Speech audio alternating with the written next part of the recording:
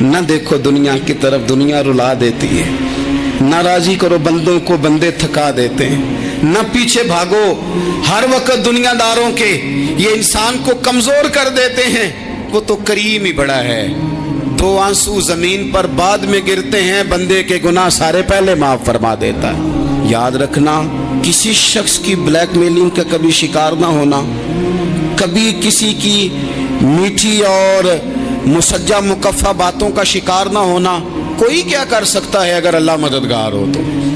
جس کو رب کریم اٹھانا چاہے اسے کوئی گرا سکتا ہے؟ ہم یہ ڈرے ڈرے سہمے سہمے پریشان فیصلہ کرنے کی طاقت نہیں، مجھے چلنا چاہیے کہ نہیں، اٹھنا چاہیے کہ نہیں، کرنا چاہیے، اٹھ باندھ کمر کیوں ڈرتا ہے؟ پھر دیکھ خدا کیا کرتا ہے۔ حضرت عبداللہ ابن عباس فرماتے ہیں میرے نبی پاک علیہ السلام نے میری تربیت فرمائی۔ یہ نوجوان دوست میری بات لکھ لیں، پریشان لوگ میری بات لکھ لیں، جن کے پاس قوت فیصلہ نہیں وہ اس بات کو لکھ لیں۔ حضرت عبداللہ ابن عباس فرماتے ہیں میرے نبی پاک علیہ السلام نے مجھ سے فرمایا تھا، عبداللہ سن، اگر ساری دنیا مل کے تیرا کوئی نفع کرنا چاہے، کر نہیں سکتی جب تک میرے رب کی رضا نہ ہو۔ اور فرمایا ساری دنیا مل کے تیرا کچھ بگاڑنا چاہے تو عبداللہ بگاڑ نہیں سکتی جب تک رب کریم کی حکمت کا تقاضا نہ ہو۔ لوگوں سے ڈرنا، لوگوں کی طرف دیکھنا، ماحول دیکھ کے اپنے راہ کا تعین کرنا، ہر بندے کے خیالات کے مطابق ڈھلنے کی کوشش کرنا، فلانا نہ ناراض ہو جائے، فلانا نہ ناراض ہو جائے، وہ جس نے ہونا ہو جائے، بس رب رسول ناراض نہ ہو۔ اپنی زندگی میں اپنے مالک کو مولا جان کے، بل اللہ مولاکم، اللہ تمہارا مولا ہے، وہو خیر الناصرین، وہ بہترین مددگار ہے۔ توجہ جب بھی کریں رب کی جانب کریں، اپنے دل کا قبلہ درست رکھیں، سوچوں کے زاویے سیدھے رکھیں۔ میرے بھائی، مالک جب بندوبست کر دے نا، جب مالک بندوبست کر دے، پھر ایسا بندوبست کرتا ہے کہ لوگوں کے پاس نا چارہ نہیں رہتا۔ حضرت مریم رضی اللہ تعالی عنہا پاک باز تھی، مسجد میں رہی تھی، پر مالک کی حکمت کے تقاضے بڑے عجیب ہے نا۔ پھر جناب مریم کو اللہ تعالیٰ نے بغیر شوہر کی اولاد عطا کر دی۔ یہ بات ہی ایسی تھی، وہ کسی نے کہا تھا کہ مخلوق تو فنکار ہے اس درجہ کے پل بھر میں سنگے در کعبہ سے بھی اصنام تراشے، تم کون ہو کیا چیز ہے داغے کبابی، لوگوں نے تو مریم پہ بھی الزام تراشے۔ تو لوگوں نے کہا کدھر سے لے آئی بچہ، تیرا باپ تو ایسا نہیں تھا، کہاں سے لے آئی؟ اللہ کرے میں آپ کو سمجھا سکوں، ذرا اپنے آپ کو وہاں کھڑا کریں کہ ایک پاک باز عورت، پاک باپ کی بیٹی، طیب ماں کی بیٹی، اور اللہ کے گھر میں پرورش پانے والی خاتون، ایک وہ وقت اور ایک یہ وقت کہ اس عورت کو کٹہرے میں کھڑا کر کے پوچھا جا رہا ہے کہ معاذ اللہ تیری گود میں بچہ جائز نہیں ہے، کہاں سے لائی ہے؟ اب خود سے صفائیاں بندہ کتنی کو دے، کتنی کو وضاحتیں کرے۔ اور میں نے تو اپنی زندگی میں دیکھا ہے، زیادہ وضاحت دینے والے کو بھی لوگ جھوٹا سمجھنے لگ جاتے ہیں، زیادہ وضاحت دینے پر بھی لوگ کمزوری کا اظہار سمجھتے ہیں کہ کمزور پڑ گیا۔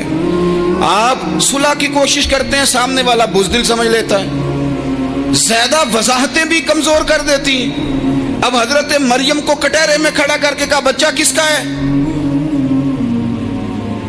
تو پھر خدا بندوبست جب کرے، اللہ جب مددگار ہو، تو پھر حضرت مریم کی گواہی درختوں سے نہیں دلوائی، اس نے پتوں سے نہیں دلوائی، پھر فرشتے نہیں بھیجے۔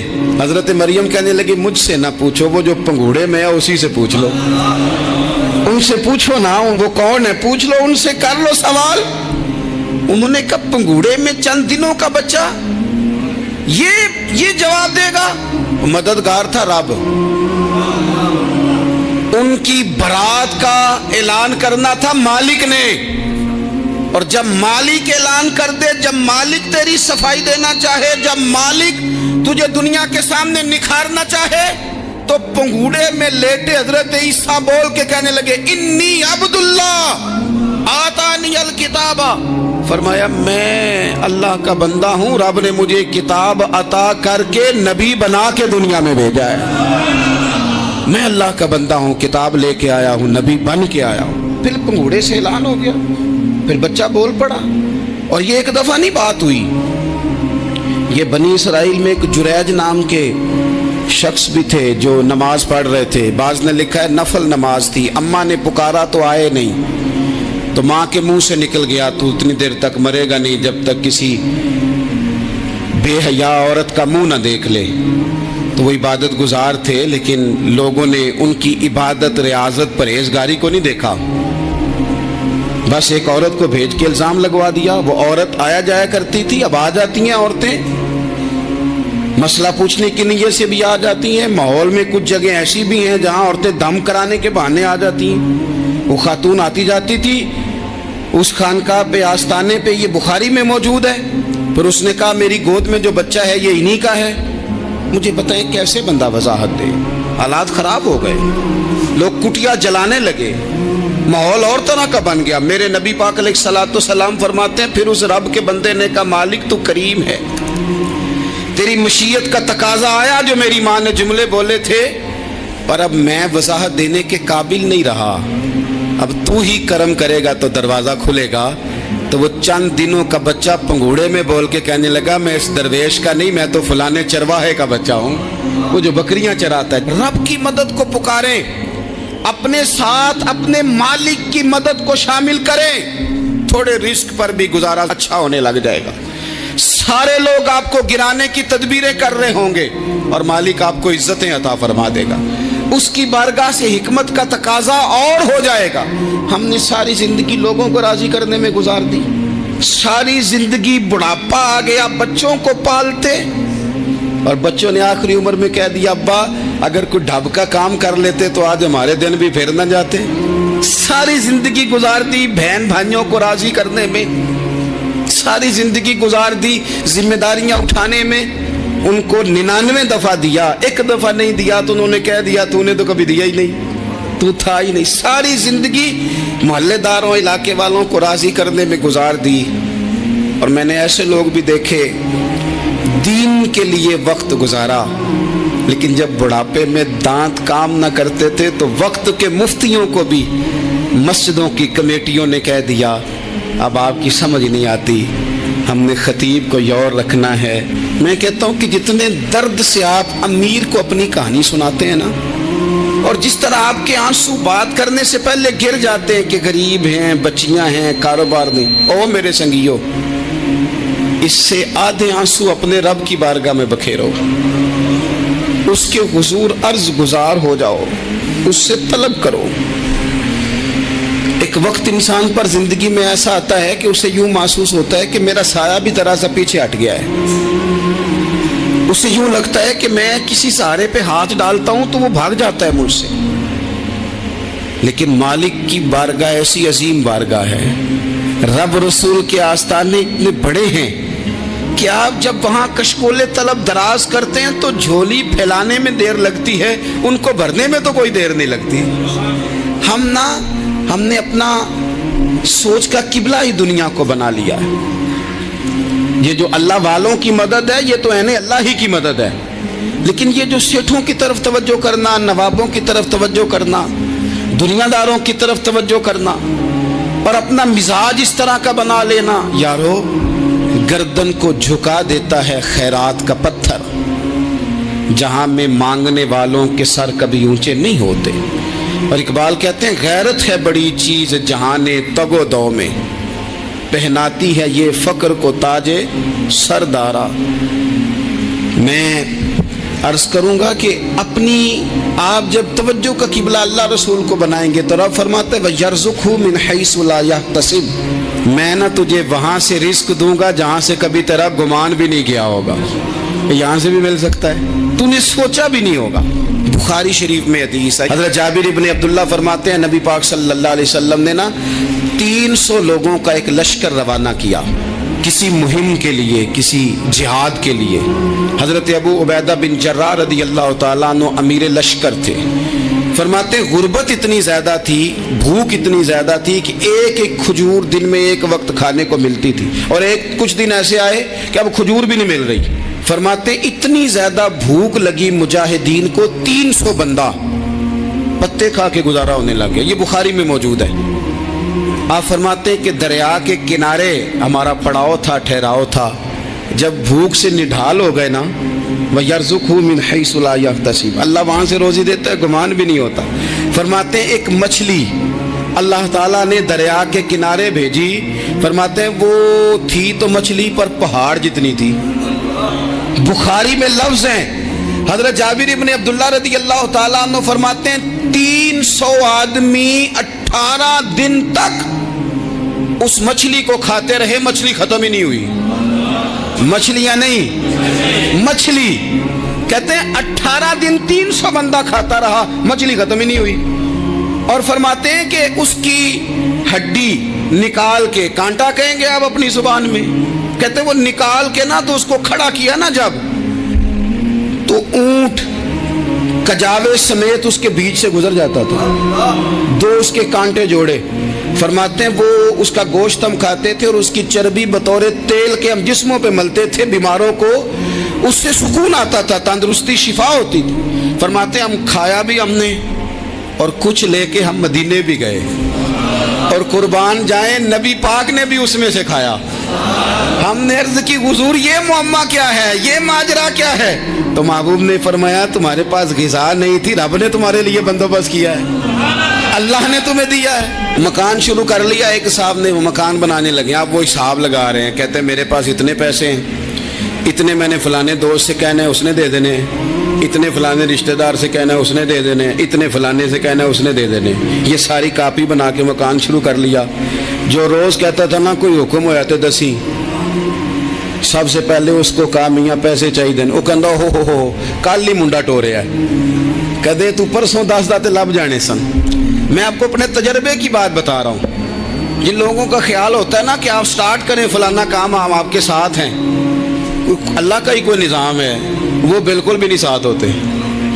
لیکن ایسا نہیں ہے کہ کوئی ساتھ نہیں ہوتا، اللہ تعالیٰ بڑے اسباب پیدا کرتا ہے، وہاں سے دیتا ہے جہاں سے گمان بھی۔ ہمارا یہ ذہن بن جاتا ہے ہم ساری اپنے حساب سے چلتے ہیں، اتنے رشتہ داروں سے، اتنے، وہ کون آپ کے ساتھ چلے گا؟ سوال ہی نہیں پیدا ہوتا۔ یہ سارے کام چھوڑ کے سب سے پہلے 2 رکعتیں پڑھو، اپنے رب کی بارگاہ میں، رسول کائنات کی بارگاہ میں گزارشات اور استغاثے پیش کرو، وہاں سے خیر طلب کرو۔ دنیا دار کیا دیں گے، کیا دے سکتے ہیں، کیا حیثیت ہوتی ہے کسی؟ اللہ کہتا ہے وہاں سے دوں گا۔ تو جو اللہ مال دے وہ لینا چاہیے کہ رشتہ داروں کا مال دیکھنا چاہیے؟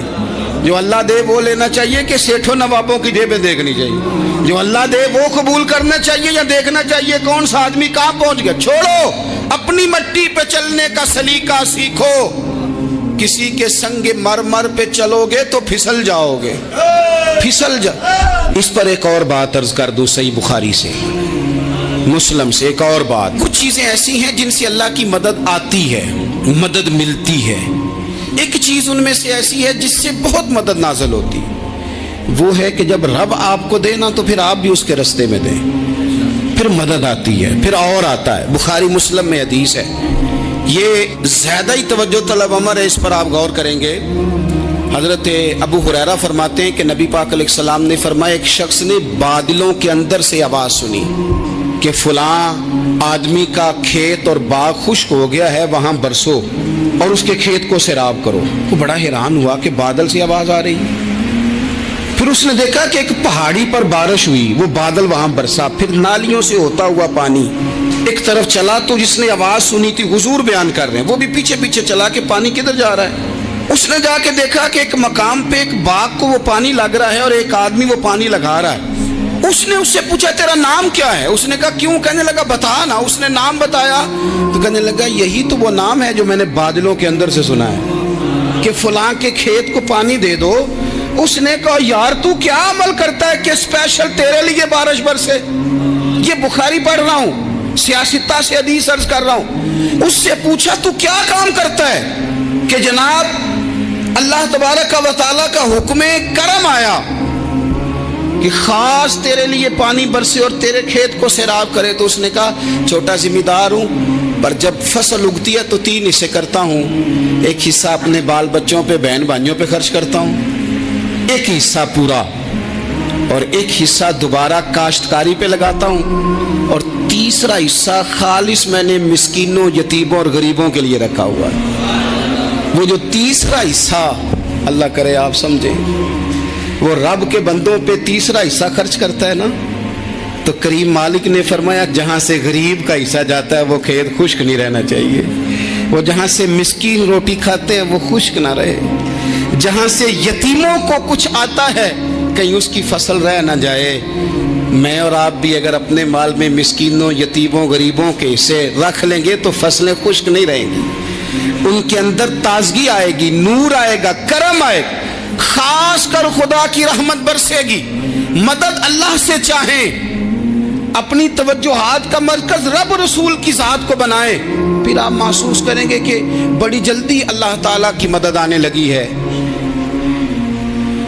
کبھی آپ صرف کہہ دیں نا میرا رب میرے ساتھ ہے، اس لفظ میں اتنی طاقت ہے کہ دشمن ویسے زہر ہو جاتا ہے۔ زندگی میں کسی سے بھی لڑائی ہو، اچھی طرح سوچ لیں کہ اللہ اس طرف ہے یا اس طرف ہے۔ اگر آپ زیادتی پہ ہیں تو پھر رب مظلوم کی جانب ہے۔ اگر اللہ کی مدد آپ کے ساتھ ہے تو دنیا کی کوئی طاقت آپ کو گرا نہیں سکتی، اور اگر آپ مظلوم کے مقابلے میں ظالم بن کے آپ کھڑے ہو گئے ہیں اور آپ نے رویہ وہ اختیار کیا ہے کہ جس میں مدد نہیں آئے گی، تو پھر یاد رکھ لیں کہ آپ کوئی بھی ہیں، کہاں بھی ہیں، آپ کمزور ہیں۔ طاقتور تھے ابتدائے اسلام میں، ظاہری طاقت تھی کفار مکہ کے پاس، وہ ڈنڈوں سے مارتے تھے غریبوں کو، ان کے ہاتھوں میں ڈنڈے تھے، پر خدائی طاقت ان مظلوموں کے ساتھ تھی۔ صاحب زرقانی نے لکھا ہے حضرت زنیرہ رضی اللہ تعالیٰ عنہ ایک لونڈی ہے، غریب ہے، ماڑے دا کی کام محمد نس جانا یا رونا، غریب سادی بی بی اور لونڈی کنیزہ، ایک مشرک کی کنیزہ تھی، انہوں نے کلمہ پڑھ لیا، وہ ڈنڈوں سے مارتا، دروں سے مارتا، تکلیف دیتا۔ حضرت زنیرہ رضی اللہ تعالیٰ عنہ کو اتنا مارا، اتنا مارا۔